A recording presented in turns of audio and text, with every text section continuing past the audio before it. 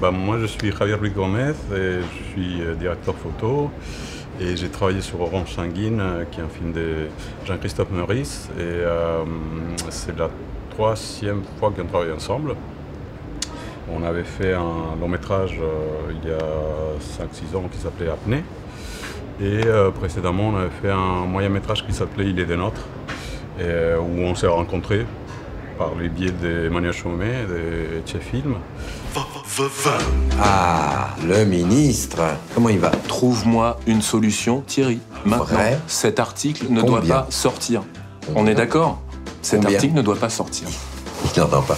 Combien à l'étranger? J'ai très bien entendu, une centaine de milliers d'euros. Moi,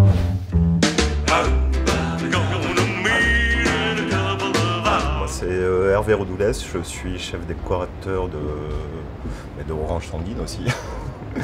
Bon, je travaille avec Jean-Christophe, c'est la deuxième collaboration avec Jean-Christophe. On s'est connus sur le film Apnée qui a été tourné en Corse.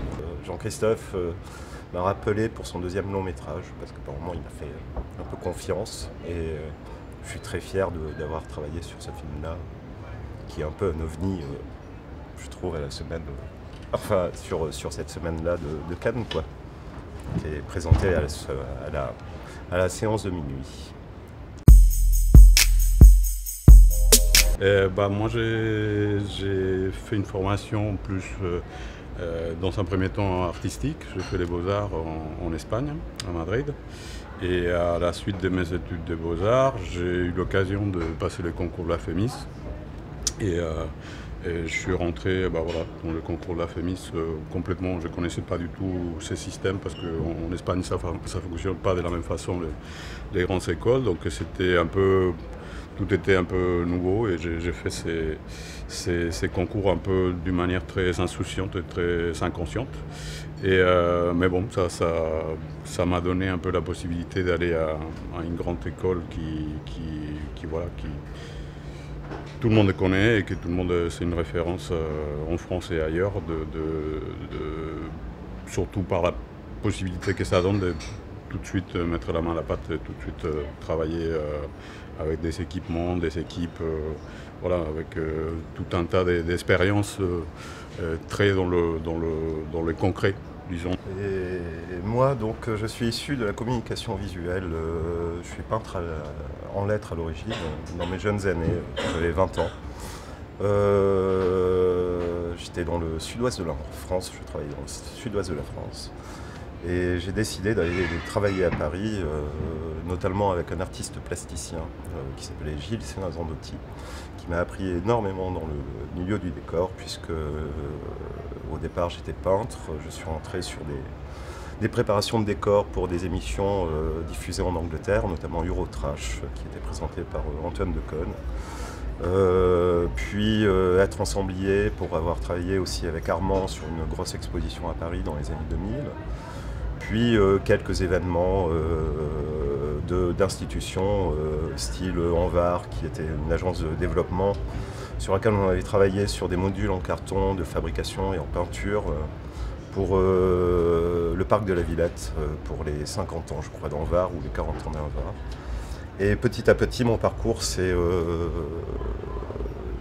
dirigé vers la télé au fur et à mesure. Puis je suis parti en Corse, installé, et j'ai commencé le monde de la fiction par les courts-métrages, là où je gérais un petit peu tout, puisque je suis un chef décorateur qui connaît un peu tous les postes, que ce soit de l'accessoirisation plateau, de la peinture en décor, la construction, l'ensemble, la régie d'ex, donc je connais tous les postes de la déco. Donc voilà, je suis devenu un peu chef déco malgré moi, j'en suis très fier, puisque je n'ai pas de cursus, disons, cinéma, ni d'école d'art, ni de FEMIS, ni d'école d'architecture. Et je trouve que c'est bien qu'un technicien qui a des choses à dire puisse se retrouver sur des projets qui sortent un petit peu de notre insularité et se retrouver un petit peu sur des petites productions assez sympathiques sur le continent. Il y a une scène qui se passe dans une banque. La situation, c'est que c'est un couple de jeunes retraités qui s'y font rappeler à l'ordre, entre guillemets, par les banquiers.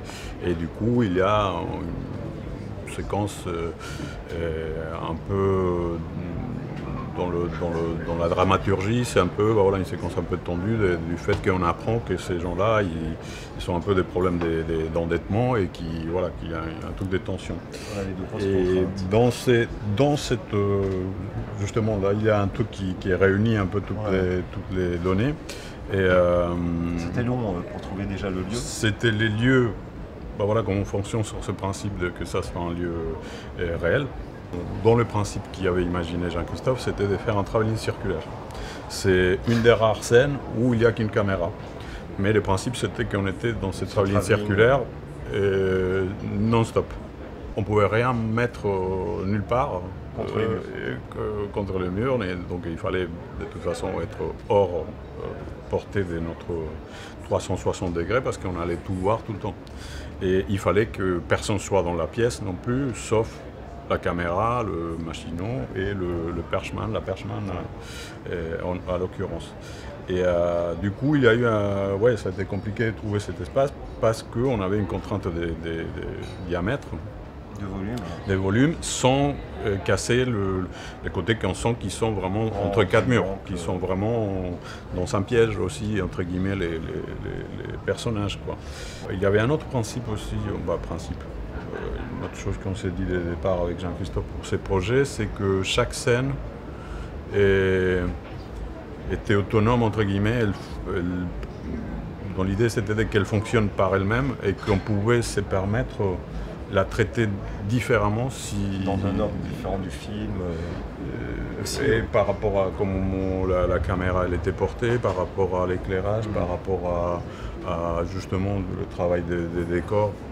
Parce que bon, c'est un film choral, donc il y a plein de situations différentes. Et dans l'idée de Jean-Christophe, il disait tant mieux si on s'est dit c'est presque un autre film, entre guillemets. On n'est pas allé jusqu'à faire des trucs, des traitements d'image trop poussés, je sais pas quoi, il y a une unité par rapport à ça. Mais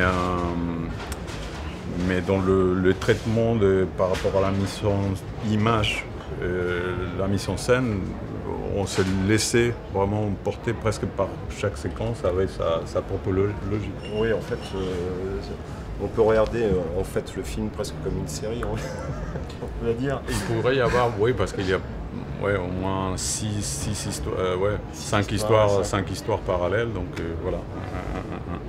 Bien sûr, décors personnalisés selon les personnages aussi que l'on va trouver, les situations aussi. Voilà.